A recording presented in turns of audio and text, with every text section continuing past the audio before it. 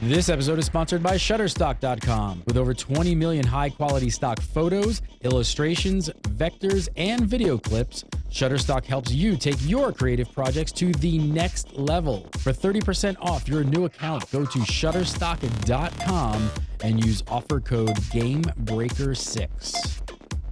This episode is also brought to you by Audible. For a free 30-day trial and to receive a free audiobook, just head on over to audible.com/gamebreaker.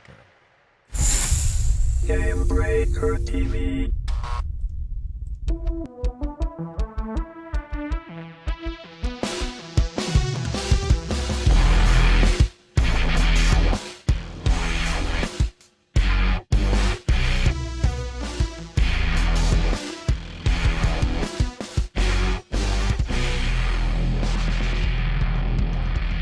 Hello, everybody, and welcome to This Week in MMO number 150.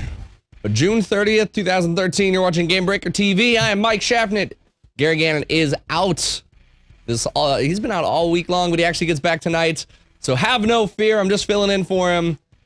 Coming up today, are MMOs too easy? Mike Kern thinks so. DayZ has big plans for the future that would make Gary incredibly happy. And we're going to talk about the crew because, well, MMORPG is just a little bit too funny. All that and more, but first, you guys know him. You guys love him. I haven't seen him in a really long time, so I'm gonna, for me, I've been anticipating this. Winter has been coming. Mr. Jason Winter. I've actually been here. You're the one who was coming I know. and going. And... But it was, you were coming, So that joke got old like 2 years ago. Well, you know, it's been a while since we've been on the show together, all right? Yeah. It's still new and fresh and fun for me. That And is in fact a sick burn. Oh! sick burn, like Mike Byrne, Mr. Editor-in-Chief over at Free to Play TV and also host on Derpy Dragon. Chef, this is the first time we've done anything together. I thought this was after dark for a minute here. Well, it could have been. It almost was. Great to finally do a show with you. I've been hearing a lot of good things, and it's nice to finally get to sit side by side. Big fan of yours too. Thank you very much. All right, we just so love each other. what's There's a that? mutual love fest. I guess. All right, let's TWIMMO just hug. big old TWIMMO hug. It's like reuniting and making new friends all at the same time. It's great. All right, so let's just jump right on into this here. Now, Mark Kern over at Red 5 Studios and Firefall basically wrote up a blog post for MMORPG.com. It's really worth checking out. I've got to say, it's an article that I wish I wrote. It's titled, Have MMOs Become Too Easy? All right, quick gut reaction. Yes or no, are MMOs too easy? Yes. I think they're like the dark side. They're faster, more convenient, but not necessarily easier per se. Okay, well, it's 2-1. It's easier. I vote And the easy. little test is over. I vote Now too you're easy. In the broad sense, yes, absolutely. All right, so Mark Kern and a lot of people, the key people who worked over at Red or at Red 5 actually worked on World of Warcraft. So here's what they had to say about this first. Let's see here. Players came in droves, millions of them, but at what cost? Sometimes I look at WoW and think, what have we done? I think I know. I think we killed a genre. There are many reasons I feel this way, but I'd like to discuss one in particular, the difficulty curve. So I think there's no denying that obviously World of Warcraft made the genre more accessible than ever across the board. You can't come across an MMO fan who hasn't at least have a disgruntled opinion about World of Warcraft, loves World of Warcraft, or hates it with a passion. It's the industry. Not the industry standard, but it's monumental in the MMO world. It kind of set the tone of what majority of MMO players came to expect from their game, isn't it? Yep, and it's a pretty harsh quote, too. I think we killed a genre and made billions in the process. How can we make more money? Right. I do think, though, that it definitely has set the standard for some things. I mean, We all expect certain items to be in our MMOs now, regardless of who makes them. Group finders and queuing systems and convenience factors like that have made it more accessible are now glaringly missing when a game comes out if they don't have them. So it has kind of set that bar for odds and ends and accessibility and usability. I don't think that translates to content, maybe the whole questing system, but as far as accessibility and the UI and things, definitely sets a little bit of an expectation across the board. Yeah, I Now, mean, Jason, what do you think? Yeah, I was saying in terms of content, I mean, my sole like pre-WoW era MMO experience is in City of Heroes. I only started playing that like in 04, like 6 months before WoW came out. So I'm not an old EverQuest fan or whatever. I didn't spend 15 minutes waiting for a boat ride, which is the sort of thing I've heard went on in EverQuest. I don't have any desire to ever do that. But as I think of it, I never even got to max level in City of Heroes because it took so long. It was so grindy. But I didn't find the difficulty to be necessarily that much different from leveling in another game. It was just a lot faster in the later games. I tend to think that we had like this. We had like this was how much effort, time, whatever. That's what it took to get to max level, to get to end game. And then there was some large amount of end game afterwards. What we've done now is we've made it so that that's what it takes to get to the end game, but we haven't really added that much more to the end game. So Well, I don't even know. Do you think that we've taken off? I don't think it's necessarily that we've taken away from what is being offered in the leveling experience. I just think player mentality has completely shifted towards Sure. focusing on endgame. Because you get through the leveling stuff so quickly that's what all you really care about. Yeah. I mean, here's the thing is obviously, I don't think any of us really want to paint World of Warcraft as the bad guy, but where do you guys think the MMO industry would be without it? Because I think it would definitely be a lot smaller. I think that's a wise conclusion. Yeah, it would probably be an awful lot smaller. I think there would probably be a little more risk taking or creativity throughout the genre a little bit. Of course, you'd still have some carbon copies of things, but because of just the wild success, it became, okay, well, that's what we have to do to get success, so let's do that. And then more and more businesses and companies were less willing to take risks on something like Heroes, or even Final Fantasy XI was my game of choice at the time, and took years to reach endgame unless you were just absolutely ridiculous dedicated to it. So I think there'd be a lot more creativity and a lot more risks taken on behalf of publishers. But yeah, certainly a hell of a lot smaller. So who knows? And I think the industry is kind of changing a little bit. There are definitely games that are coming out that are classifying themselves as harder. WildStar is one of those games that's kind of taking a stand and saying, this is going to be hardcore. There's going to be some things that you just can't do. And I think that's a really good approach. I think as the industry evolves, I hope to see more and more developers kind of embrace this idea. But I mean, do you guys think that WoW kind of established the average overall, MMO player likes and enjoys for kind of what they like for a long time to come? Well, it obviously knew what kind of buttons to push in terms of fast leveling or achievements or whatever, because like we say, EverQuest had maybe 400,000 or 500,000 people at peak, whereas WoW was up to 12 million. So obviously they had a better idea what to look for and what to get in maybe a more casual gaming audience, how to draw those people in. But was it? I mean, was it real? And I don't. World of Warcraft still has a lot of subscribers, but a lot. I mean, they are losing some at a fairly rapid pace, and I feel like a lot of people are potentially walking away here because of the difficulty change, the over accessibility.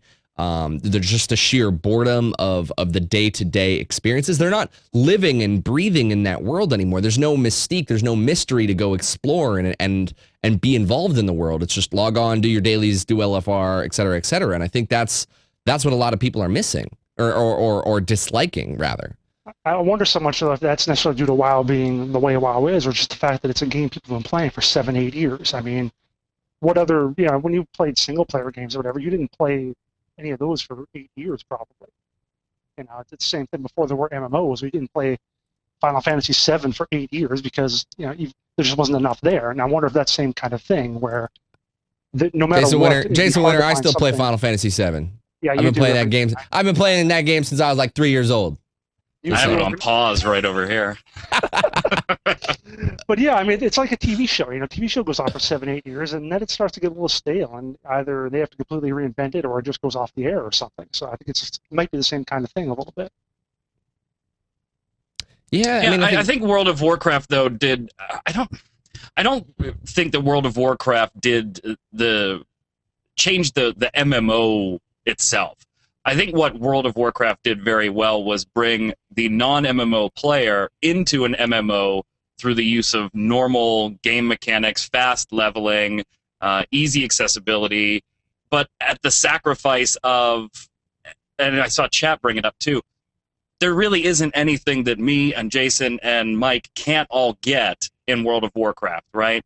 There's no that top level where there's some things that the truly elite are going to have and other people just aren't. Everybody's the same in that type of game. So it was great when it first started, but now we're seeing that point where, as you said, Mike, everybody that is still invested in the game is at or near max level, and it becomes a list of daily chores or weekly chores to do.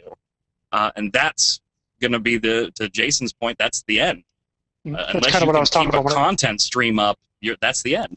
Yeah, like someone I did the hand thing, you know, and the leveling is Yeah. so little, and end game is still the same, and it's just this same kind. This needs to be like this or whatever. You know? right. Well, and I think as Mike, you were even saying, I think the biggest issue isn't necessarily difficulty. We've talked about this a little bit on Legendary, but a lot of the World of Warcraft players are becoming complacent, and that's because they don't have to try to get anything. You can get all the way to the end of the most up-to-date raid by doing nothing, and there needs to be a separation, and there used to be. That's what kept everybody so motivated to not only want to play more but work harder, was the fact that you wanted to do that next thing, and it is a little difficult as Blizzard is taking a stronger stance of wanting to open it up to everyone. It does kind of diminish that need or desire, or that carrot on a stick to move forward. And as an MMO player, and Scott talked about this a few weeks ago on a TWIMMO episode, or on Unicorn Duck Shadow Puppet, when they were talking about WildStar, I'm okay with the idea of I can't get everything or do everything because I don't have the time, I don't have the skill, or whatever the case may be. I'm okay with that.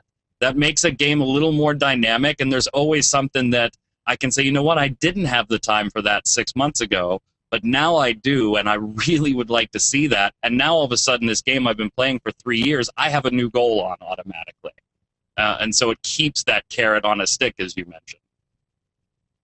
I mean, what about looking at, Guild Wars 2? That was definitely a popular game, but the difficulty scale, or as Gary kind of likes to say, that feel-good slot machine, that was overall, it's been pretty friendly about just kind of throwing really good feels at your way. Mm-hmm. And what I'm finding is people are upset about the grind to get cosmetics. Basically, it's like no matter what if they have a grind to get, we used to think that if you just have stuff that makes you look pretty, we can put that on a cash shock and make you grind for whatever. And that was the philosophy of Guild Wars 2. You can get the stats, you can get all that stuff you need fairly easily. And if we put all the other stuff behind a grind, no big deal. But people are not complaining. I can't get these jade tokens to get the pretty looking armor, or it takes so long to get a legendary. And I'm like, well, that's the cosmetic aspect of it. It's like whether people are going to grind for super powerful raid gear or have to grind for stuff that just looks nice, they're going to have to, if that's the end game and they have to grind for it, they're going to feel a little crappy about it, and they're going to complain about it.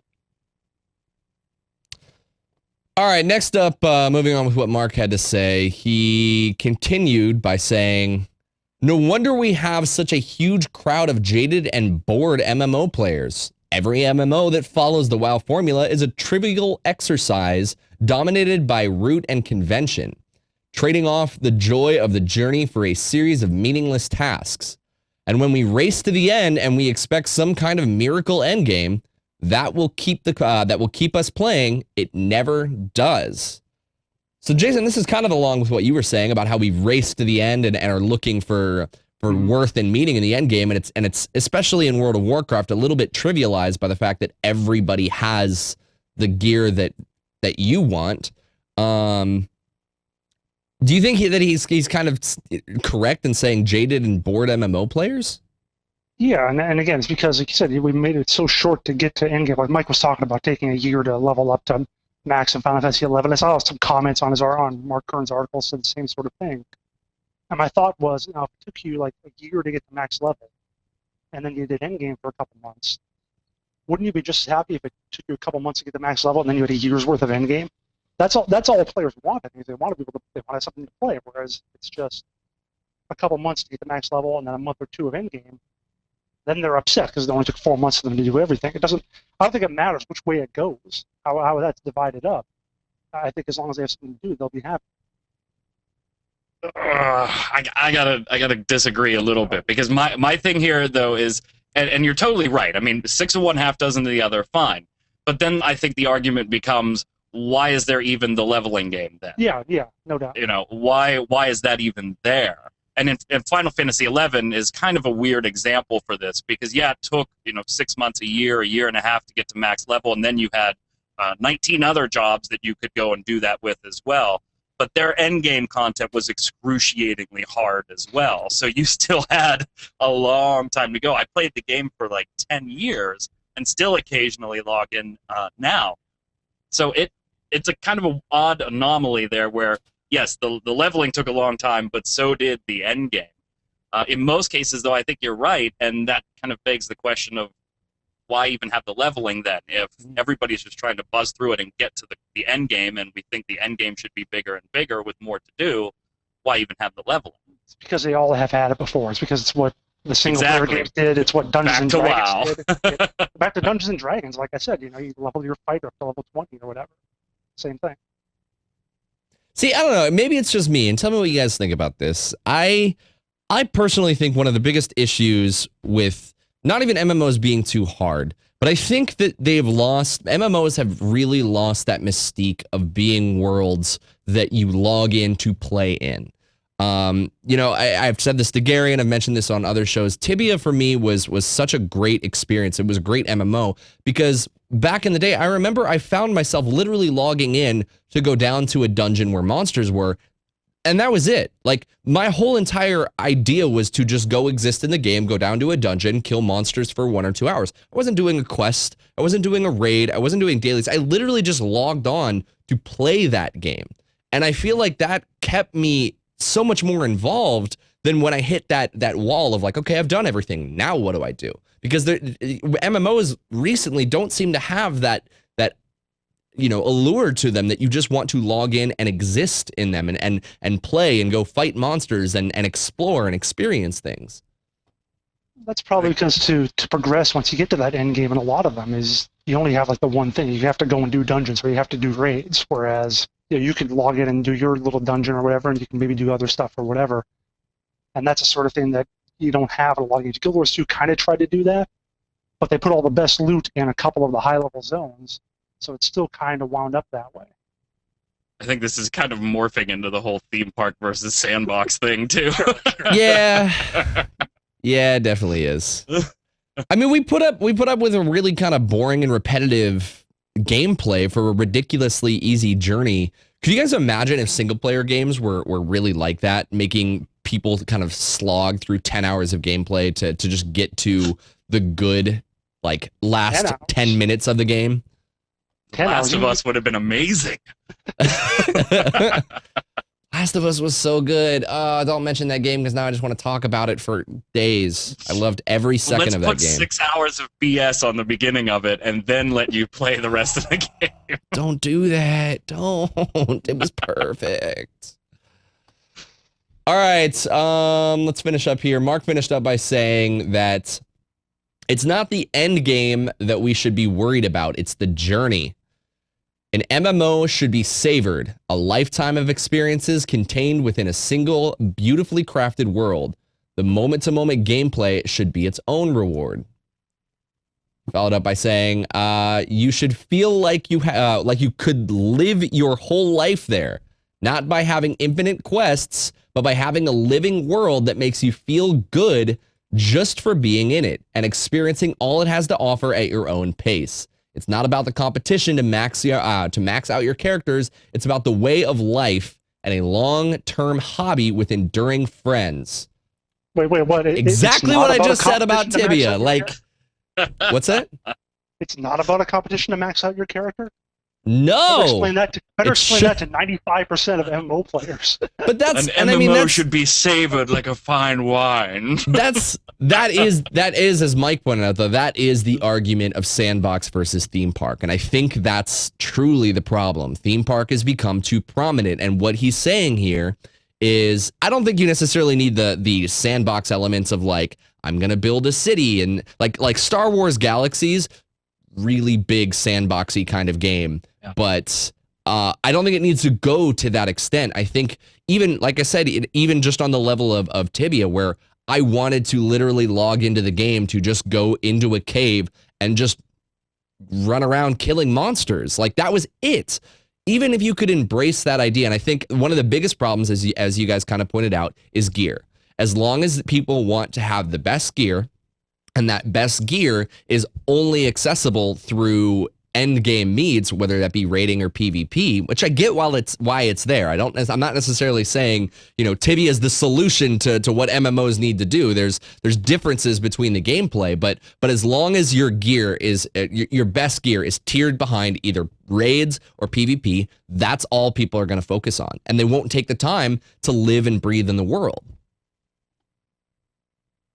I don't you guys agree? I can follow that up with anything. That was.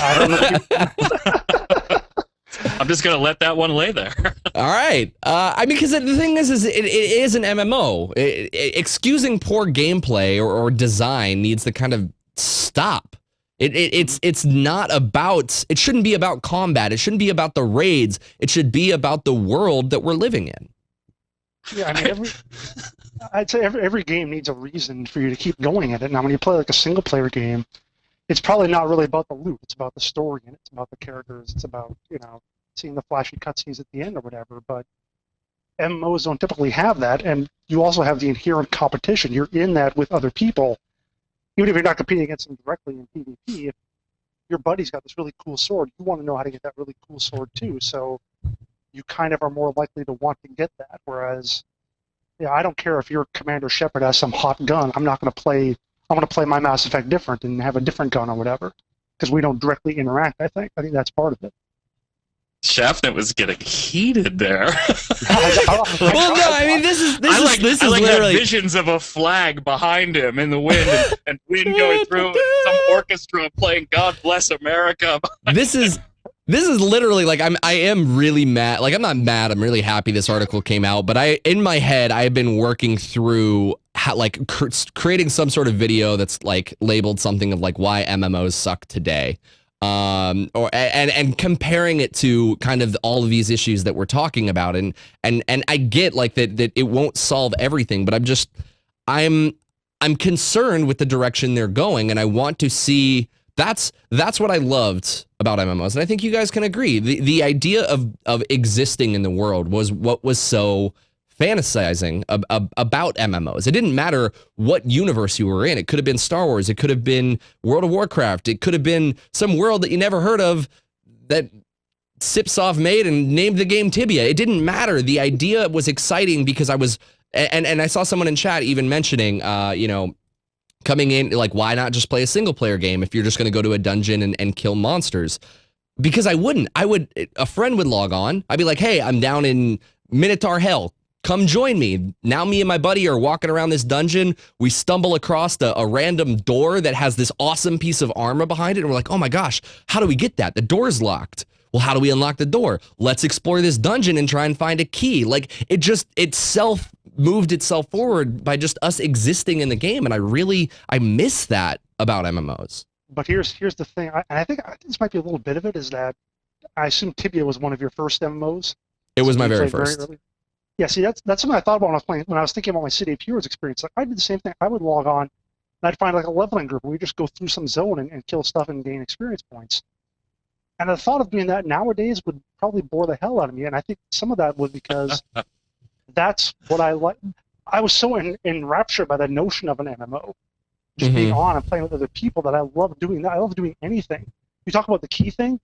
what you would do nowadays, you see, oh, the locked door. Well, we need the key. Let's go look it up on the wiki. Yeah. So that's exactly what people would do these days. 10 years ago, you didn't have those resources. But I mean, to an extent, we did because to reference what you're saying, because that did exist, it's kind of it's destroyed a little bit by sites like Wowhead and MMO Champion that are data mining these things before they even come out. So, I mean, it is difficult, but it's still like that's why you make it, even though if you know exactly how to do it, if you're at the right leveling curve of it, you make it difficult. You don't make, and I don't know. I can't keep fighting this. I just got to make my video about it because I'm gonna go. He's one angry dude, man. I'm gonna go on an hour-long rant. So here's the thing. All right, modern MMOs need to be fun at level 1 with interesting combat right out of the gate, and that's it. I mean, saying that you got to kind of wait till level 10 or 20 to really experience the good stuff is kind of crap, isn't it? Jason, this one is all yours. I've watched TWIMMO for a long time, and every time somebody has ever said on this show about any game, oh, well, you just get to this level because that's where the good stuff really starts. Jason looks like he's going to go berserk anytime that's told him. So this one's all you, my friend. Jason Smash. Yeah, I mean, it's like you said about the whole why bother leveling in the first place. It's like, just give us the fun stuff right away, whether it's level 1 or level 50 or whatever, and just let us go at it. But of course, like I've heard other people say, is that you need some achievement to get up those levels, to do that extra stuff. And I'm like, well, just you can have it, just be a little smaller. You don't have to be where level 50 kicks ass and level 30 can't fight its way out of a wet paper bag, and is doing crappy stuff like killing rats all the time. So Are all the buzzwords like living world and dynamic events kind of the key to making the journey more important again, or is there something more that's needed? Because I mean, I feel like, you know, Guild Wars touted dynamic events, and everybody was just like, oh, it's gonna be this living, breathing world, and I don't know if it necessarily stuck as much as what people were expecting it to. To be this living, breathing world where the centaurs attack on a regular schedule. And it's, you know, they did some good things. I do enjoy Guild Wars too, but it's like, it's my single player experience. I go and jump in and do a few things. It's not my MMO. I don't know if those buzzwords are the answer. There's just an immersion factor that I feel like is just missing across the board now. It's so focused on the systems that I could tell you in 10 years later the directions from Sandoria through Juno to Windhurst in Final Fantasy XI. What zones you need to go, what directions you need to go. I mean, and that wasn't from looking it up or studying it. It was from playing it over and over and over again and just loving the world you were in. And everybody has that game that they reference. All three of us immediately went to ours. And there's just an immersion factor that's missing, and I don't think dynamic events and things like that are going to bring that immersion. I'm not a game developer, so I can't say what's going to, but it's definitely missing in almost every MMO I play today. Almost. See, when you talk about that Final Fantasy XI stuff, I think of my early days in Lord of the Rings Online, having to navigate the old forest, back before there was a map for it. There used to not be a map for the old forest. That place was confusing as hell, and giant elite trees would come and swat you around. It was just you said, nasty place to be. Is that type of immersion ruined by the internet? Well, it was immersive because you didn't have a map. Now all you got to do, like you said, is just Google it. Well, or you just press the M button, and the map actually comes up in the game. So there's that even. But the thing is, what I've done in the years I played through Lord of the Rings Online, they added stuff like that. They added that map. They added area quest tracker. You can see the old glob on your map where to go. Little thing that hovers up over a monster says, you need to kill 0 of 10 of these. I tend not to use those, and that's what you can do if you really want to get back into that immersion. Turn off your arrow that points you to a target. Turn off the thing that tells you exactly where the quest objective is. If you want to do that, don't even look at the map. If you talk to the guy, if you look at his quest text, he says it's out to the road to the east. Take the road to the east and find it. Yeah, but how many people are actually going to do that? How many people are actually going to do that? Because no, they won't, because it'll take more time. And gosh, exactly. my time is precious. That's exactly the thing. But that's And- the difference between what old MMOs had, is they took longer to do those sort of things. And that was part of the leveling grind. That's part of why it took longer, also because you tended to get like less XP per mob. But yeah, nowadays people are just rush to endgame, got to get the max level right away, Right. most convenient, quick as possible. Well, try not doing that. Just try. I don't blame the internet, because back No, no. I mean, back it's in what people are Final gonna Fantasy, want, I mean, we had Alakazam and all that. It was there. All that stuff was there. I blame my friends. Every single one of them, including Mr. Winter, including you, Chef. You're now a new friend, and I blame you because Okay. you're the My guys. fault. Totally You're my the guys on Vent and Mumble that when I'm trying to walk around, as Jason said, and take the hard way and play the game, you're like, "Come on, man! You're so slow at leveling." So I blame all of you guys. I'm fine. It's everybody else that's screwed up. I was going to say the same thing. I blame you as well. Well, I- there we go. Well, here's the thing: Let's is shut off our mini here- maps and have some fun. Here's what doesn't make sense. I blame me too, so I'm kind of at a little bit of a disadvantage. All right, real quick before we wrap this up, two things. One, is the answer here to shift MMOs into being something that's more sandbox? Is that necessary? It needs to be something less rigid than straight go to quest giver, kill 10 rats, go back to quest giver, rinse and repeat. It needs to be a little more than that, whether that's dynamic events or more open sandbox stuff. I think you do need a little more than that. If nothing else, to make the experience more interesting as you level, if you're going to level or do endgame or whatever. Mike, do you agree? I agree. I mean, and when you look at certain things like Star Citizen and their Kickstarter raising ridiculous amounts of money, and it's mostly a sandbox type environment, there's certainly an audience for it, so there is a profit for the companies. But I think that's where a lot of the MMO players that are looking for a more immersive experience, that's the direction we wanted to go back to. Yes, there are there's still people that play it, but for the most part, the bulk of the audience doesn't want to go back and play EverQuest 1 because of some of the archaic systems. Those new systems need to come with it, but that same type of more sandboxy but still theme park elements, yeah, I think that's the direction we need to push in, and Star Citizen's a perfect example, I think, of what they're planning to do, of an audience clamoring for that type of experience. Real quick before we move on, just because I was fortunate enough to get invited down for a community thing down at Blizzard on Friday, and here's one thing that I do want to say, which is exciting because we've been attacking Blizzard for a little bit. I'm really excited with what's to come with the Timeless Isles. They talked about what's coming in 5.4. They talked about how they're trying to develop their systems and move things forward. I don't know if you guys have tried out the Battlefield Barons, but there's a lot of living, breathing stuff there. There's stuff that you can kind of just go there and do by yourself. If there's other people showing around, you can go do bosses. There's caravans going on that you can escort.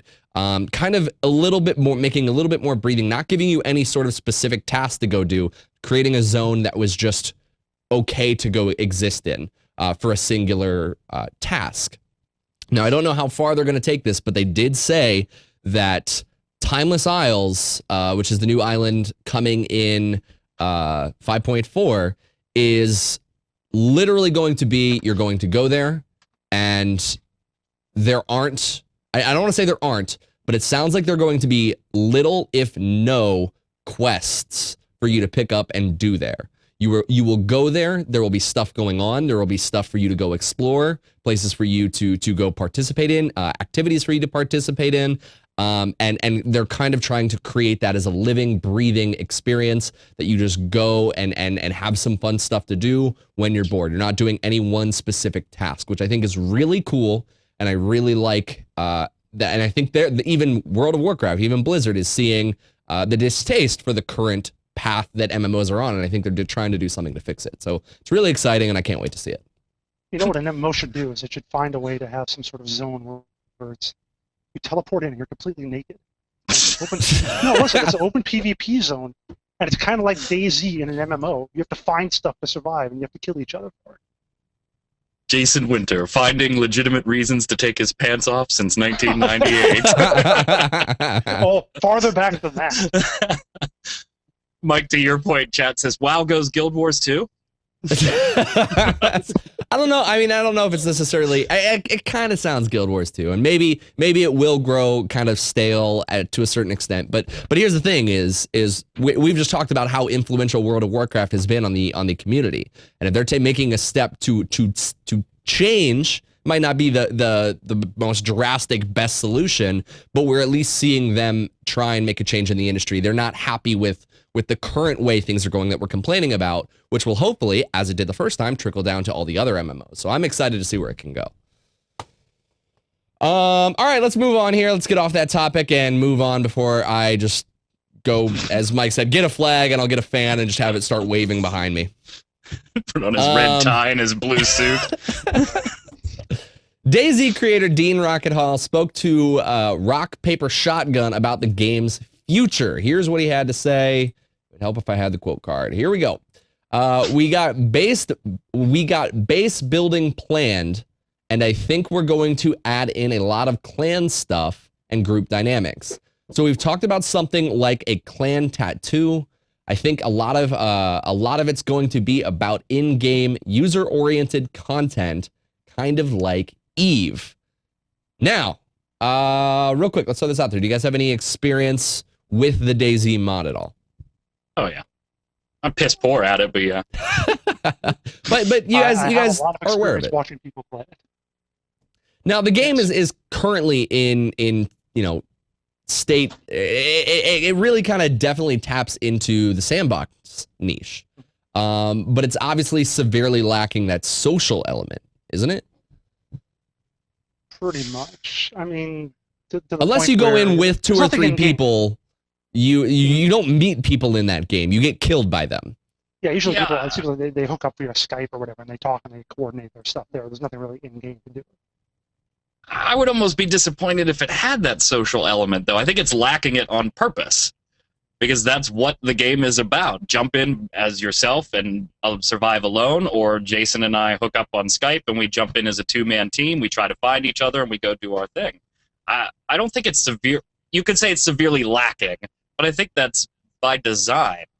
And I would almost be disappointed if there was like a bunch of different chat options and social elements for all of us to do together. That's kind of not the point of the game, at least the way I play it. I mean, the whole idea of bases and survivors kind of banding together in a zombie apocalypse, everybody's really attached to that idea. It's been a fantasy, and I think DayZ has been the first one to truly kind of encapsulate a living, breathing environment that a lot of those zombie apocalypse fanatics love to jump in and play. Do you think that's kind of what DayZ players are looking for, and just, and I guess it is, as you guys said, is you just want to, you're okay with the idea of logging in with one other person, trying to find each other and coming across someone in the game and pretty much either saying, bang, you're dead, or come one step closer and I'm going to shoot you. Exactly. Those are the only 2 options. you can't talk to the person. I want to be your friend, or I'm going to help you. It's, I'm going to kill you, or maybe I'm real quick. Zombie apocalypse. You guys fight alone, or you guys fight with a team? Because I don't trust anyone. I've decided that if the zombie apocalypse happens, I'm sorry, I'm going to be the worst person in the world. I'm on my own. I can't trust anyone. I fight alone. The wife and the kids, I ask them to go get something out of the backyard and then nail that door shut. That's a little extreme. That's cold. That is cold. Of course I'm joking. You keep the kids. Now you mentioned you got to eat them later. What if you get hungry? Oh my god! This got really dark. Anyway, I'm taking the flag and the music back. You don't deserve it anymore. Now you mentioned Eve, kind of like Eve. So Eve was zombies. Do you think that that a game would kind of play? How do you think that game would play if it could kind of get that idea into a solid state? Eve does seem a lot more social, whether it's your corporations or I guess mostly through like the corporations and that sort of thing, or having to work together to really build some greater things. It just seems like DayZ is more of an individual kind of game, but like you said, occasional team up with other people. But it doesn't seem like the sort of thing where you should be able to, with your buddy, form build a truck from scratch or something like that, which is kind of more like what you do in Eve when you get all the stuff together to build your ships. I think the general notion of kill or be killed, sure, but terms of like corporations and economies. I don't know. All right, let's move on real quick. But before we do, I want to take a moment and thank one of our awesome sponsors, Shutterstock.com. Guys, if you haven't heard of it and you at all are a creative person, if you are doing videos or anything, Shutterstock.com is an amazing service with over 25 million stock photos, illustrations, and vectors. You've got to check this amazing service out. It's really, really simple to get started. You head on over to Shutterstock.com. Let's say we want some zombie sprites for a graphic that we're making. We just talked about DayZ. We're gonna need some zombie sprites for the icon on this, right? So I'm just gonna type in zombie, and right there we go. A whole bunch of awesome images for me to use. If I want something a little bit more cartoony, maybe I'm just gonna come over here to vectors, and I can click vectors, and it's gonna then define it a little bit more and keep it a little bit more spritey. It's an amazing service with a lot to offer. I've used it tons of times professionally on green. They have great backdrops if you're ever trying to do green screen work. If you need, as we said, any sort of sprites. If you're in the creative field, Shutterstock.com is an absolute asset, and you guys have to check it out and use it. And we've got an awesome deal going on right now. If you head on over and use the offer code GameBreaker6, we'll give you 30% off of your new order. So please, guys, if you haven't checked it out already, check it out. And at the very least, you help keep us going. You help our sponsors, you help us. So if you haven't maybe considered donating to Gamebreaker, maybe this is a great way. You get something out of it too. So head on over to Shutterstock and check that out. Now, all right, moving on here. Our producer actually didn't think that Gary was excited enough about the crew, and he absolutely should have been. So while Gary's away, our producer Dom was hoping that he could use me as a proxy to hype up the MMORPG. Now, Dom, you can't call it the crew. It's not the crew. Or no, that was the division. It is the crew. Now I've just got that messed up myself. But our awesome MMO car RPG or CarPG, which is done by Ubisoft. This was honestly one of the things. I don't know about you guys. This is one of the things that I saw at E3, and I was really blown away by it. I was kind of upset I didn't get my hands on it, but it looks really cool. I love seeing that MMOs are bridging that gap into consoles, but in a different way. It's really exciting. I don't know. But it's got a really large, persistent world, an entire map of the United States with no loading screens. Now, obviously, it's not to scale by any stretch of the imagination, but you can drive literally from New York to LA and hit the roads that they've developed in between. It really looks awesome. I watched another interview with their guys, and they said it takes like 2 hours to drive cross country. Complete with microtransaction toll booths. Give us 10 cents, and you can move through. But at the same time, I mean, while it does take 2 hours to drive from one side to the other, they did demonstrate that there is, the quick join. If you're in LA and I'm in New York and you need help with a mission, you can send me a message and I can join you, and it'll teleport me to wherever you're at. So it does have. It's not like it's going to be like 2 hours for me to come help you at the very start. So that's really exciting. It's those damn convenience factors in MMOs. God, remember we had to run to a dungeon? Yeah, I would have wanted this game to have been 1 inch equals 1 inch to scale. No teleporting. Yeah, because the development of that kind of open world. If you're gonna do that, just go out and drive in real life. There's no need help point. with the quest. Shaftnet, leave now. We'll get it done next Monday. Ridiculous.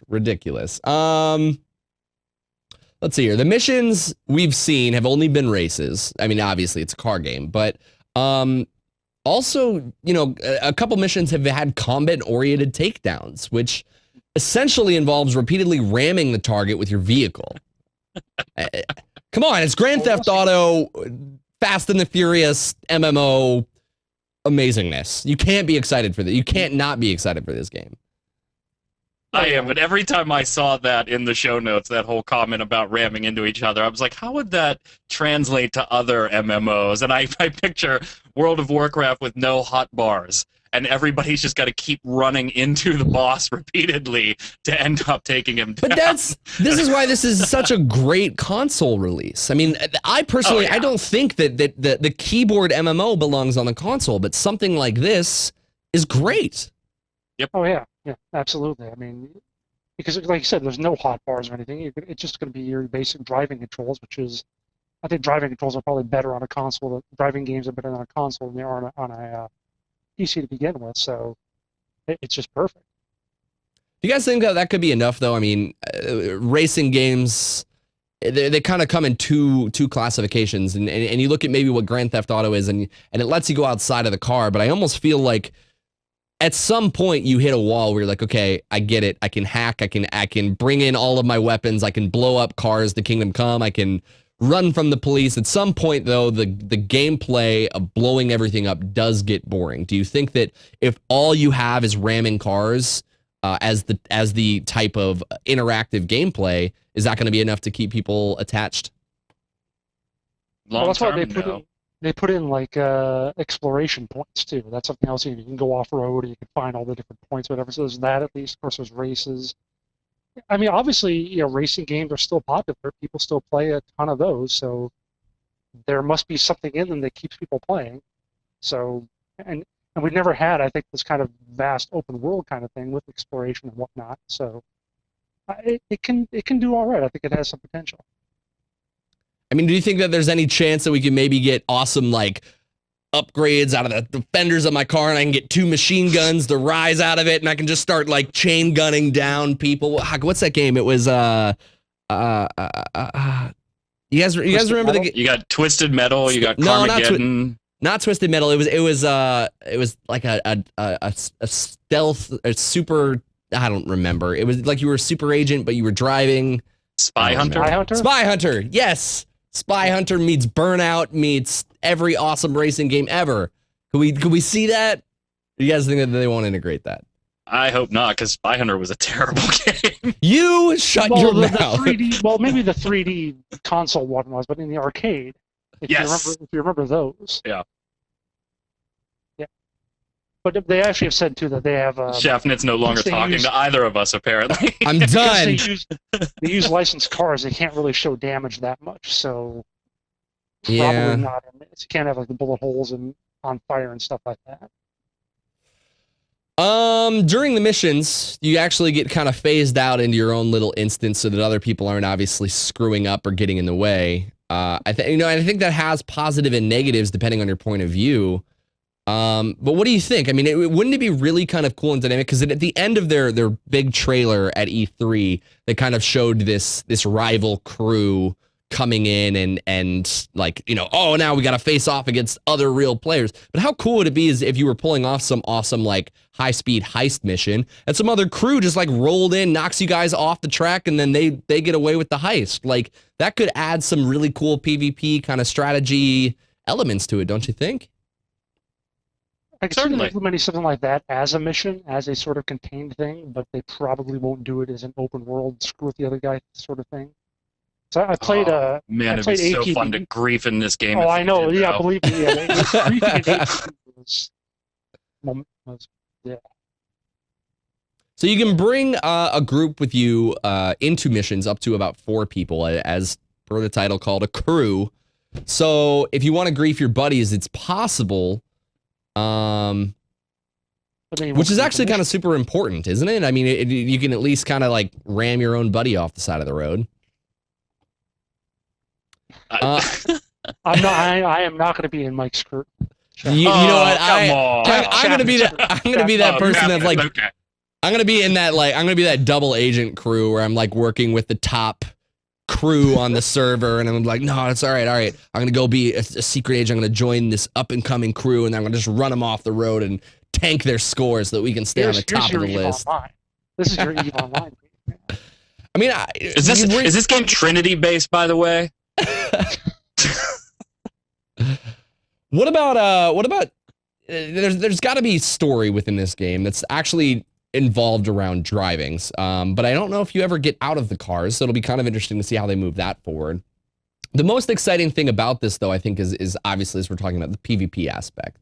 There are no real details yet, but the developers have come out and said that it's kind of going to be a significant and important part of the game. The real sticking power, and that kind of reigns true. A lot of what holds people together is the competitive nature of a game. Look at Modern Warfare or Call of Duty. That's That's what's kept that game going for years and years. What do you guys think? Do you think the PvP aspect of this is going to involve driving cars against other crews? I think it's going to involve driving cars. Yes. I think that's highly likely. There's a high probability of that happening. It's on the wall. It's on the wall of crazy for this game. The Crew, a driving game, might actually involve driving. Who'd have thought? Hint: PvP involves driving. Definitely a game that you guys are going to want to keep your eyes on. It is coming to PC. I'm super excited about it. It's probably one of the most that reign true for me at E3. So keep an eye on it for sure. Let's move on, but before we do, real quick, I want to tell you guys about another sponsor of ours that's amazing as well, Audible.com. They are a audiobook service. So obviously a lot of reading nowadays has kind of gone to the wayside. We're really busy. We're playing video games. We don't want to take the time to read. We'll sit and watch a movie or a cinematic for days, but we do not want to sit down and read that quest text. That's exactly what Audible has decided to kind of capitalize on here. No one, a lot of people, I won't say no one, a lot of people, Mike's dying over here. Just dying. I'm really busy. I'll just come out and say it. I'm really slow to read. But what Audible does, it's actually an amazing service. It's audiobooks. You can sign up for a free 30-day trial and get a free audiobook if you head on over to audible.com/gamebreaker. Just an R, nothing else. Just Gamebreaker as Mike pounds away on his keyboard. And they got awesome books. I mean, obviously, you guys are MMO fans, so I'm sure you guys love fantasy. They got Dungeon and Dragon audiobooks. They have World of Warcraft books. They have Lord of the Rings audiobooks. A lot of awesome sci-fi fantasy audiobooks that are available for download, and you guys can listen to them while you're driving to work, while you're in a raid. Who needs to listen to your raid leader? Am I right? Just put on an audiobook. Forget your raid leader. He doesn't have anything important to say. But audible.com, check it out, guys. Please. They're an amazing service, and we're so happy to have them on as a sponsor. So please go check them out. Moving on here, the War Z has actually been rebranded. That's right. It's actually now known as Infestation Survivor Stories. First opinions. Obviously, there's some controversy over the fact that the War Z, the DayZ, there was a really big blow up about that. What do you guys think of Infestation Survivor Stories? Sounds like an audiobook. Audible, get on it. I thought it was the next sequel in the Resident Evil movie chain.